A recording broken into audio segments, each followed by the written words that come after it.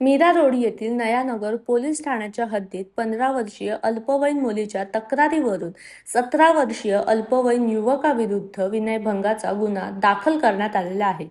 या प्रकरणाची सध्या नयानगर पोलिसांकडून चौकशी सुरू असून आरोपीला ताब्यात घेण्यात आले आहे।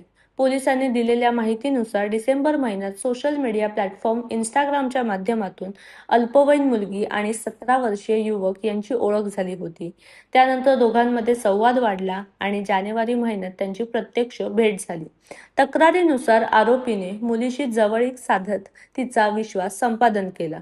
तसेच मुलीने आरोपीला काही महागड्या भेटवस्तू दिल्याचेही समोर आले आहे।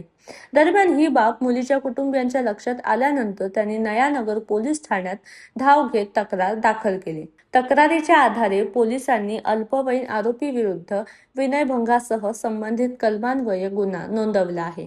या प्रकरणाची माहिती भाजपचे ज्येष्ठ नेते किरीट सोमय्या यांनी सोशल मीडियावर देत हा कथित लव्ह जिहादचा प्रकार असल्याचा दावा केला आहे।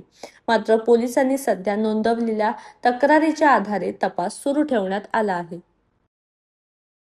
नयानगरमध्ये गुन्हा दाखल झालेला आहे 15 वर्षीय मुलगा काय नेमकी सोयी? नयानगरमध्ये आमच्याकडे एक गुन्हा दाखल झालेला आहे। त्याच्यामध्ये पीडित मुलगी व आरोपी जो मुलगा आहे त्यांची डिसेंबरमध्ये इंस्टाग्रामवरून एकमेकाशी ओळख झाली। त्यानंतर त्यांनी जानेवारी 2026 मध्ये मीरा रोड येथे एका गार्डनमध्ये ते बसलेले असताना त्यांचा एक तिसऱ्या व्यक्तीने मुलाने फोटो काढला। त्यानंतर जी पीडित मुलगी आहे ती आरोपी मुलाला बोलली की कोणीतरी आपला फोटो काढत आहे। तर त्यावेळेस तो आरोपी मुलगा मुलीला बोलला की मी ते पाहून घेतो, तू इथून घरी निघून जा। त्यानंतर आरोपी मुलाने जी पीडित मुलगी आहे तिला रात्री मेसेज केला की ज्या मुलाने फोटो काढला त्याला मी मारहाण केली, मारहाण केल्यामुळे माझ्यावरती अटेम्प्ट टू मर्डरचा गुन्हा दाखल झालेला आहे अशी खोटी माहिती दिली।